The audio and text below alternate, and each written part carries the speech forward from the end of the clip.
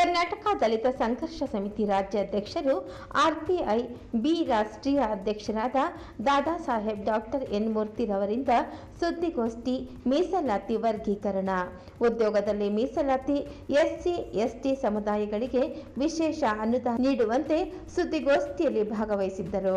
ಪರಿಶಿಷ್ಟ ಜಾತಿ ಮತ್ತು ಪರಿಶಿಷ್ಟ ಪಂಗಡ ಸಮುದಾಯಗಳಿಗೆ ಒದಗಬೇಕಾದ 3,387ಕ್ಕೂ ಹೆಚ್ಚು ಹುದ್ದೆಗಳನ್ನು ಮತ್ತು ವಿಶೇಷವಾಗಿ ಮಾದಿಗ ಸಮುದಾಯಕ್ಕೆ ಒಳ ಮೀಸಲಾತಿಯಿಂದ ಲಭಿಸುವ 3,500ಕ್ಕೂ ಹೆಚ್ಚು ಹುದ್ದೆಗಳನ್ನು ತಪ್ಪಿಸುವ ಹುನ್ನಾರದಿಂದ ತೆಗೆದುಕೊಂಡ ಸರ್ಕಾರದ ನಡೆ ಖಂಡಿಸಿ ಕರ್ನಾಟಕ ದಲಿತ ಸಂಘರ್ಷ ಸಮಿತಿ ರಾಜ್ಯಾಧ್ಯಕ್ಷರು ಆರ್ಪಿಐ ರಾಷ್ಟ್ರೀಯ ಅಧ್ಯಕ್ಷರಾದ ದಾದಾ ಸಾಹೇಬ್ ಡಾಕ್ಟರ್ ಎನ್ ಮೂರ್ತಿರವರಿಂದ ಸುದ್ದಿಗೋಷ್ಠಿ. ಮೀಸಲಾತಿ ವರ್ಗೀಕರಣ ಉದ್ಯೋಗದಲ್ಲಿ ಮೀಸಲಾತಿ ಎಸ್ಸಿ ಎಸ್ಟಿ ಸಮುದಾಯಗಳಿಗೆ ವಿಶೇಷ ಅನುದಾನ ನೀಡುವಂತೆ ಒತ್ತಾಯಿಸಿ ಸನ್ಮಾನ್ಯ ಮುಖ್ಯಮಂತ್ರಿಗಳಾದ ಸಿದ್ದರಾಮಯ್ಯನವರಿಗೆ ಎಚ್ಚರಿಕೆ ನೀಡುವ ಮೂಲಕ ಮಾಧ್ಯಮ ಸುದ್ದಿಗೋಷ್ಠಿ ನಡೆಸಿದರು.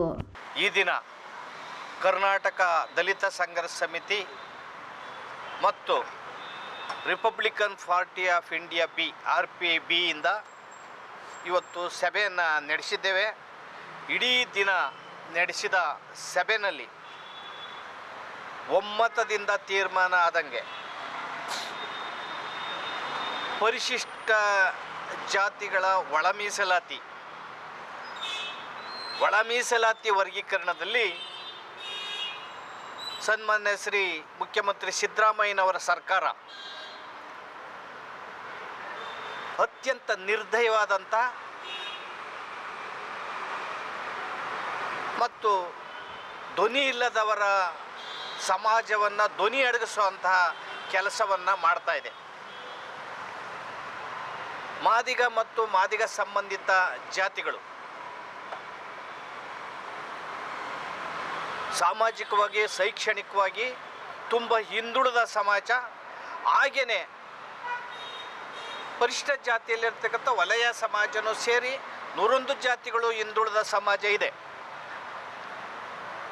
ಆದರೆ 101 ಸಮಾಜದಲ್ಲಿ ಮಾದಿಗ ಮತ್ತು ಮಾದಿಗ ಸಂಬಂಧಿತ ಜಾತಿ ತೀರ ಹಿಂದುಳಿದಿದೆ ಮತ್ತು ಉದ್ಯೋಗಗಳು ಎಲ್ಲನೂ ಕೂಡ ಅನ್ಯಾಯ ಆಗಿದೆ ಅಂತೇಳಿ ಕಳೆದ 35 ವರ್ಷಗಳಿಂದ ಧಾವಂತವರಿದಂಗೆ ಇಡೀ ರಾಜ್ಯಾದ್ಯಂತ ಒಳ ಮೀಸಲಾತಿ ವರ್ಗೀಕರಣ ಮಾಡಬೇಕು,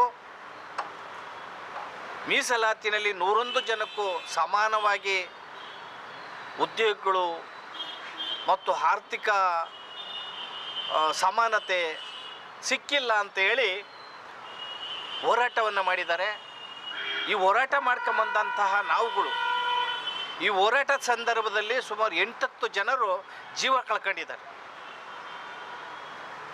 ಅನೇಕ ಜನರು ಈ ಹೋರಾಟದಲ್ಲಿ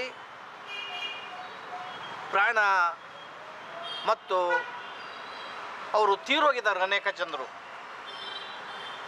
ಈ ಸಂದರ್ಭದಲ್ಲಿ ಈ ಹೋರಾಟಕ್ಕೆ ಮಣಿದು ಸುಪ್ರೀಂ ಕೋರ್ಟು ತೀರ್ಪು ಕೊಟ್ಟು 7 ಜನ ನ್ಯಾಯಾಧೀಶರು 2 ವರ್ಷ ಆಯಿತು. ಸಿದ್ದರಾಮಯ್ಯನವರ ಸರ್ಕಾರ ಮೀನಾಮೇಷವನ್ನು ಎಣಿಸಿ ನಾಗಮೋಹನ್ ದಾಸ್ ಆಯೋಗವನ್ನು ಮಾಡ್ತು. ನಾಗಮೋಹನ್ ದಾಸ್ ಆಯೋಗ ತುಂಬ ವೈಜ್ಞಾನಿಕವಾಗಿ ವರದಿಯನ್ನು ಸರ್ಕಾರಕ್ಕೆ ಕೊಡ್ತು. ಆ ವರದಿನೂ ಕೂಡ ತಳ್ಳಿ ಹಾಕಿದಂಥ ಸಿದ್ದರಾಮಯ್ಯನವರ ಸರ್ಕಾರ ಮೀಸಲಾತಿ ವರ್ಗೀಕರಣಕ್ಕೆ ಮಾದಿಗ ಮತ್ತು ಮಾದಿಗ ಸಂಬಂಧಿತ ಜಾತಿಗೆ 6, ವಲಯ ಮತ್ತು ವಲಯ ಸಂಬಂಧಿತ ಜಾತಿಗೆ 6 ಮತ್ತು ಸ್ಪೃಶ್ಯ ಹಾಗೂ ಅಲೆಮಾರಿ ಜಾತಿಗಳಿಗೆ 4% ಮೀಸಲಾತಿಯನ್ನು ಕೊಟ್ಟರು. 6, 5, 4% ಮೀಸಲಾತಿಯನ್ನು ಕೊಟ್ಟು ವರ್ಗೀಕರಣ ಮಾಡಬೇಕು ಅಂತೇಳಿ 2 ಸದನದಲ್ಲಿ ತೀರ್ಮಾನ ಆಯಿತು. ರಾಜ್ಯಪಾಲರು ವಿಧೇಯಕಕ್ಕೆ ಸಹಿ ಹಾಕಿ ಈಗ ಅದು ವಿಧೇಯಕ ಜಾರಿಯಲ್ಲಿದೆ, ಅಧಿಕೃತವಾಗಿದೆ. ಇಷ್ಟೆಲ್ಲ ಆದರೂ ಕೂಡ ಮೀಸಲಾತಿ ವರ್ಗೀಕರಣವನ್ನು ಬರೀ ಕಾಗದ ಪತ್ರದ ಮೇಲಿನ ಒಂದು ಆದೇಶಗಳಾಗಿ ಅಷ್ಟೇ ಆಗಿದೆ. ಇದನ್ನೆಲ್ಲನೂ ಕೂಡ ತಳ್ಳಿಹಾಕಿ ಸಿದ್ದರಾಮಯ್ಯನವರ ಸರ್ಕಾರ ಈಗ 56,432 ಉದ್ಯೋಗಗಳನ್ನು ತುಂಬ ಹೊರಟಿದೆ. ನೋಡಿ ಜಿಒವನ್ನು ಹೊರಡಿಸಿದೆ. ಜಿಒ ಇದು ಸರ್ಕಾರದ ಆದೇಶ 27/2/2026 ಅಂದರೆ ಒಂದು ವಾರದ ಹಿಂದೆ ಆದೇಶವನ್ನು ಹೊರಡಿಸಿದೆ. ಇದು ಸರ್ಕಾರದ ಆದೇಶ. ಈ ಆದೇಶದಲ್ಲಿ ವರ್ಗೀಕರಣವನ್ನು ಹೊರಗಡೆ ಇಟ್ಟು ಉದ್ಯೋಗವನ್ನು ನೇಮಕಾತಿಗೆ ಸಿದ್ದರಾಮಯ್ಯನವರು ಸರ್ಕಾರ ಹೊರಟಿದೆ. ಈ ವರ್ಗೀಕರಣವನ್ನು ಅಳವಡಿಸಿ ಉದ್ಯೋಗ ನೇಮಕಾತಿ ಆಗಬೇಕು ಅಂತ ನಮ್ಮ ಆಗ್ರಹ. ಈ ವರ್ಗೀಕರಣವನ್ನು ಏನು ಸರ್ಕಾರದ ಆದೇಶ, 2 ಸದನದಲ್ಲಿ ತೀರ್ಮಾನ, 7 ನ್ಯಾಯಾಧೀಶರ ಸಂವಿಧಾನದ ಪೀಠದ ತೀರ್ಮಾನ ಮತ್ತು ರಾಜ್ಯಪಾಲರು ವಿಧೇಯಕ ಸಹಿ ಹಾಕಿದ್ರೂ ಕೂಡ ಈ ಆದೇಶವನ್ನು ಸಿದ್ದರಾಮಯ್ಯನವರು ಬದಿಗೊತ್ತಿದ್ದಾರೆ, ಕಡೆಗಣಿಸಿದ್ದಾರೆ. ಇದು ಸಂವಿಧಾನದ ವಿರೋಧಿ ತೀರ್ಮಾನ ಮತ್ತು ನ್ಯಾಯಾಂಗ ನಿಂದನೆ ಮತ್ತು ನ್ಯಾಯಾಂಗದವನ್ನು ಉಲ್ಲಂಘನೆ ಮಾಡಿದಂಥ ತೀರ್ಮಾನ. ಇದು ಒಂದು ಅವೈಜ್ಞಾನಿಕ ಅಂತೇಳಿ ಸಂದರ್ಭದಲ್ಲಿ ಹೇಳಕ್ಕೆ ಇಚ್ಛಪಡ್ತೀವಿ. ಆದ್ದರಿಂದ ನಾವು ಇವತ್ತು ಸಭೆಯಲ್ಲಿ ತೀರ್ಮಾನವನ್ನು ಮಾಡಿದ್ದೇವೆ. ಸಿದ್ದರಾಮಯ್ಯನವರು ಸರ್ಕಾರದ ವಿರುದ್ಧ ಅತ್ಯಂತ ತೀವ್ರವಾದ ಹೋರಾಟವನ್ನು ಇದೇ ತಿಂಗಳು 16ನೇ ತಾರೀಕು ರಾಜ್ಯದ ಎಲ್ಲ ಜಿಲ್ಲೆಗಳಲ್ಲಿ ಬೃಹತ್ ಪ್ರತಿಭಟನೆಗಳನ್ನು ಮಾಡ್ತೇವೆ. ಮಾದಿಗ ಸಂಬಂಧಿತ ಮಂತ್ರಿಗಳು, ಈ ಮಂತ್ರಿಗಳು ಕೂಡ ಸಿದ್ದರಾಮಯ್ಯನವ್ರ ಸಾಕಷ್ಟು ಮಾತಾಡಿದ್ದಾರೆ. ಆದರೆ ಅವ್ರನ್ನ ಗದರೋದು, ಅವ್ರ ಮಾತಿಗೆ ಕವಡೆ ಕಾಸಿನೊಟ್ಟು ಕಿಮ್ಮತ್ತು ಕೊಡದೇ ಇರೋದು, ಅವರ ಮುಗ್ಧತೆಯನ್ನು ಮತ್ತು ಅವರ ಒಂದು ಸಂಭಾವನೀಯ ಅತ್ಯಂತ ಅವ್ರ ಮೇಲಿರ್ತಕ್ಕಂಥ ಮುಖ್ಯಮಂತ್ರಿಗಳ ಮೇಲೆ ಇರ್ತಕ್ಕಂಥ ವಿಶ್ವಾಸವನ್ನು ದುರುಪಯೋಗ ಮಾಡ್ಕೊಂಡಿದ್ದಾರೆ. ಈ ದುರುಪಯೋಗನ ಮಾಡ್ಕೊಳ್ಳೋದ್ರ ಮೂಲಕ ಇಡೀ ಸಮಾಜವನ್ನು ದಮನ ಮಾಡುವಂತಹ ಕೆಲಸವನ್ನು ಸಿದ್ದರಾಮಯ್ಯನವರು ಮಾಡ್ತಾ ಇದ್ದಾರೆ. ಮೀಸಲಾತಿ ವಿರೋಧಿಗಳ ಮಾತುಗಳನ್ನು ಕೇಳಿ ವರ್ಗೀಕರಣ ಸಂದರ್ಭದಲ್ಲೂ ಕೂಡ ಕಾನೂನು ತೊಡಕನ್ನು ಇಟ್ಟು ಸುಪ್ರೀಂ ಕೋರ್ಟ್ನ ಷರತ್ತುಗಳು ಏನಿದ್ದಾವೆ ಅದನ್ನು ಕೂಡ ಉಲ್ಲಂಘನೆ ಮಾಡಿ ನಾಗಮೋಹನ್ ದಾಸ್ ಆಯೋಗದ ವರದಿನೂ ಕೂಡ ಸರಿಯಾಗಿ ಪರಿಗಣಿಸ್ತಾನೆ. ಅಲೆಮಾರಿ ಜಾತಿಗಳಿಗೆ ಪ್ರತ್ಯೇಕವಾಗಿ 1% ಮೀಸಲಾತಿ ಕೊಡಬೇಕಾಗಿತ್ತು, ಅದನ್ನು ಕೂಡ ಮಾಡ್ದೇ ಅವರು ನ್ಯಾಯಾಲಯಕ್ಕೆ ಹೋಗಿದ್ದಾರೆ. ಅಲೆಮಾರಿಗಳು ಏನು ಪರಿಶಿಷ್ಟ ಜಾತಿ ವರ್ಗಗಳಿಗೆ 24% ಮೀಸಲಾತಿಯನ್ನು ಸರ್ಕಾರ ಆದೇಶ ಮಾಡ್ತು. ಅದು ಆದೇಶ ಊರ್ಜಿತ ಆಗಿಲ್ಲ ಇದುವರೆಗೂ ಕೂಡ. ಅದನ್ನು ಏನು 24% ಮೀಸಲಾತಿಯನ್ನು ಪರಿಶಿಷ್ಟ ಜಾತಿಗಳಿಗೆ ಮಾಡಿ ಪರಿಶಿಷ್ಟ ಜಾತಿಗೆ 17%, ಪರಿಶಿಷ್ಟ ವರ್ಗಕ್ಕೆ 7% ಮೀಸಲಾತಿಯನ್ನು ಹೆಚ್ಚಿಗೆ ಮಾಡಿದ್ರಲ್ಲ, ಎನ್ಹಾನ್ಸ್ ಮಾಡಿದ್ರಲ್ಲ, ಅದನ್ನು ಸಂವಿಧಾನದ ಶೆಡ್ಯೂಲ್ 9ಕ್ಕೆ ಸೇರಿಸ್ಬೇಕಾಗಿತ್ತು. ಆ ಸೇರಿಸ್ತಾ ಇದ್ದರಿಂದ ಸುಪ್ರೀಂ ಕೋರ್ಟ್ಗೆ ಕೆಲವರು ಸುಪ್ರೀಂ ಕೋರ್ಟ್ಗೆ ಹೋಗಿ ಸುಪ್ರೀಂ ಕೋರ್ಟಲ್ಲಿ ಒಂದು ತೀರ್ಪಾಯಿತು. ಏನು ಮೀಸಲಾತಿ 50ಕ್ಕಿಂತ ಹೆಚ್ಚಿಗೆ ಮೀರಬಾರ್ದು. ಅಷ್ಟೊತ್ತಿಗಾಗಲೇ 56% ಆಗಿತ್ತು.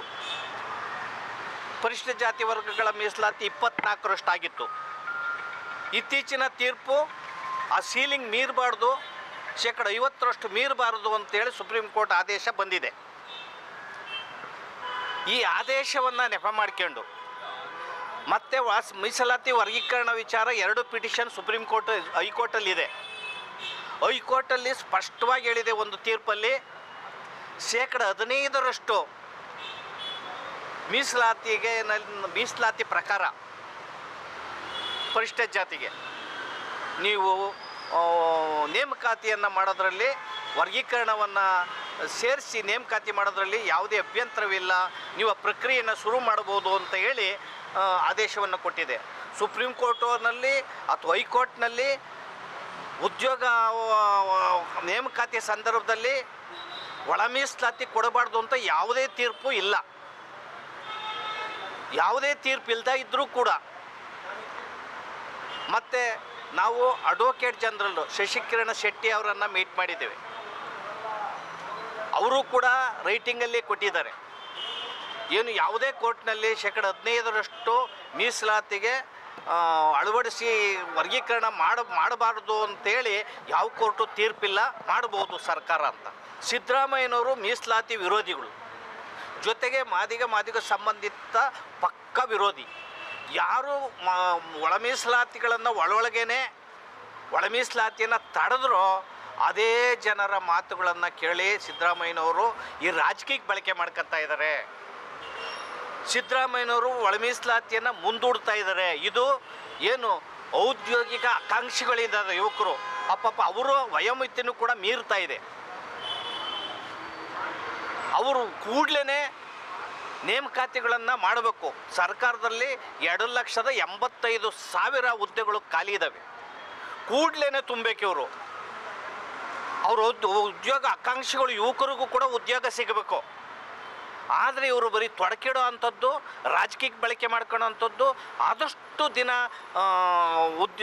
ಮುಖ್ಯಮಂತ್ರಿ ಸ್ಥಾನದಲ್ಲಿ ಉಳ್ಕೊಳ್ಳೋಕ್ಕೋಸ್ಕರ ಇವರು ರಾಜಕೀಯಕ್ಕೆ ಬಳಕೆ ಮಾಡ್ಕೊಳ್ಳೋ ಮೂಲಕ ಒಳ ಮೀಸಲಾತಿ ಮಾಡುವಾಗ ಕಾನೂನು ತೊಡಕಿಡೋದು, ವರ್ಗೀಕರಣದಲ್ಲಿ ಕಾನೂನು ತೊಡಕಿಡೋದು. 5ನೇ ತಾರೀಕು 4 ಗಂಟೆಗೆ ಸಚಿವ ಸಂಪುಟದ ಸಭೆ ಇದೆ.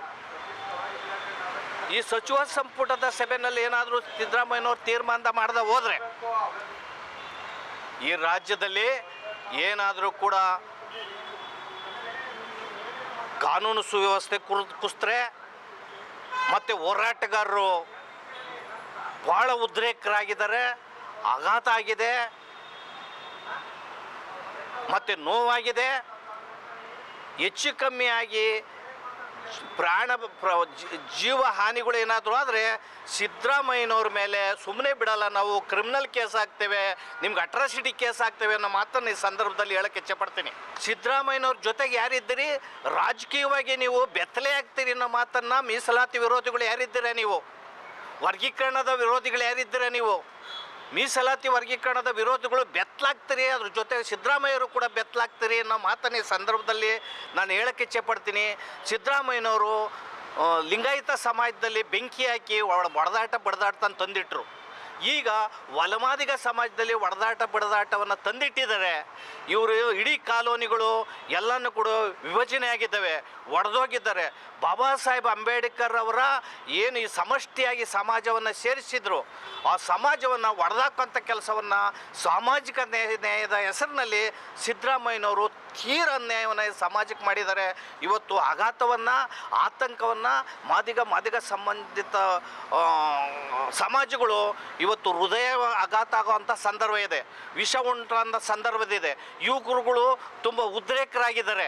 ಆ ಕಾರಣದ 16ನೇ ತಾರೀಕು ಎಲ್ಲ ಜಿಲ್ಲೆಗಳು ಕೂಡ ತುಂಬ ಬಲಿಷ್ಠವಾದಂಥ ತೀವ್ರ ಹೋರಾಟವನ್ನು ಸರ್ಕಾರದ ವಿರುದ್ಧ ಮಾಡ್ತೇವೆ.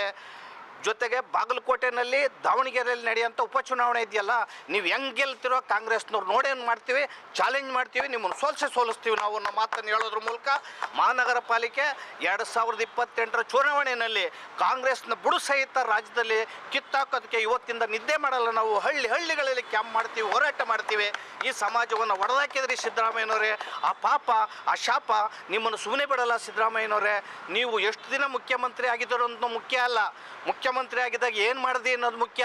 17 ಬಜೆಟ್ ಮಾಡಿದ್ದೀನಿ ಅನ್ನೋದು ಮುಖ್ಯ ಅಲ್ಲ. ಬಜೆಟ್ನಲ್ಲಿ ಸುಳ್ಳುಕಷ್ಟು ಹಣವನ್ನು 39,000 ಕೋಟಿಯನ್ನು ಗುಳುಂ ಮಾಡಿ ನೀವು ಪೈ ಗ್ಯಾರಂಟಿಗೆ ಹಾಕಿ, ಮೇಲ್ಸೇತುವೆಗೆ ಹಾಕಿ, ರಸ್ತೆಗಳಿಗೆ ಹಾಕಿ ಸುಳ್ಳು ಕಾಸ್ಟ್ನವ್ರ ಹಣವನ್ನು ನುಂಗಾಕಿದ್ದೀರಲ್ಲ, ಆ ಶಾಪ ನಿಮಗೆ ತಟ್ತದೆ. ಮತ್ತು ಮುಖ್ಯಮಂತ್ರಿಗಳ ಜೊತೆ ಯಾರ್ಯಾರು ಪರಿಷ್ಠ ಜಾತಿಯವ್ರು ಕೈ ಜೋಡಿಸಿದಿರಿ, ಇದು ಸರಿಯಲ್ಲ. ಕೂಡಲೇ ನೀವೆಲ್ಲನೂ ಕೂಡ ಮುಂದಿನ ದಿನದಲ್ಲಿ ರಾಜೀನಾಮೆ ಕೊಟ್ಟು ಹೊರಗಡೆ ಬರಬೇಕಾಗ್ತದೆ ಅನ್ನೋ ಮಾತನ್ನು ಹೇಳಿ ನಾವೆಲ್ಲನೂ ಎಚ್ಚೆತ್ಕೊತೀವಿ. ನಾವೆಲ್ಲನೂ ಕೂಡ ನಿಮ್ಮ ಸರ್ಕಾರವನ್ನು, ನಿಮ್ಮನ್ನು ಮುನ್ನುಗೂಡಿಸ್ತೀವಿ, ಬೆತ್ತಲು ಮಾಡ್ತೀವಿ ಅನ್ನೋ ಎಚ್ಚರಿಕೆಯನ್ನು ನಿಮ್ಮ ಸರ್ಕಾರ ಕೊಡ್ತೇವೆ. 16ನೇ ತಾರೀಕು ಎಲ್ಲ ಜಿಲ್ಲೆಯಲ್ಲೂ ಕೂಡ ಭಾಳ ದೊಡ್ಡ ಹೋರಾಟ ಆಗ್ತದೆ ಮತ್ತು ಇದು ಹಂತವಾಗಿ ಹೋರಾಟ ಆಗ್ತದೆ. ಬೆಂಗಳೂರಲ್ಲೂ ಕೂಡ ದೊಡ್ಡ ಇತಿಹಾಸದಲ್ಲಿ ಕಂಡರಿಲಾರ್ದಂಥ ದೊಡ್ಡ ಬೃಹತ್ತಾದಂಥ ಹೋರಾಟವನ್ನು ವಿಧಾನಸೌಧ ಮುತ್ತಿಗೆ ಹಾಕೋಂಥದ್ದು, ಬಂದ್ ಕಾರ್ಯಕ್ರಮಗಳು ಮಾಡೋವಂಥದ್ದು, ತಮಟಿ ಚಳವಳಿ ಮಾಡೋವಂಥದ್ದು, ರಸ್ತೆ ತಡೆಯುವಂಥ ಕಾರ್ಯಕ್ರಮಗಳು ಮಾಡೋವಂಥದ್ದು, ನೀವು ಎಲ್ಲೋದ್ರಲ್ಲಿ ನಿಮಗೆ ಗ್ಯಾರೋ ಮಾಡೋವಂಥ ಕಾರ್ಯಕ್ರಮನ ನಿರಂತರವಾಗಿ ಮಾಡ್ತೀವಿ ಅಂತ ಮಾತನ್ನು ಈ ಸಂದರ್ಭದಲ್ಲಿ ಎಚ್ಚರಿಕೆಯನ್ನು ಸರ್ಕಾರಕ್ಕೆ ಸಿದ್ದರಾಮಯ್ಯವ್ರಿಗೆ ಕೊಡ್ತಾ ಇದ್ದೀವಿ.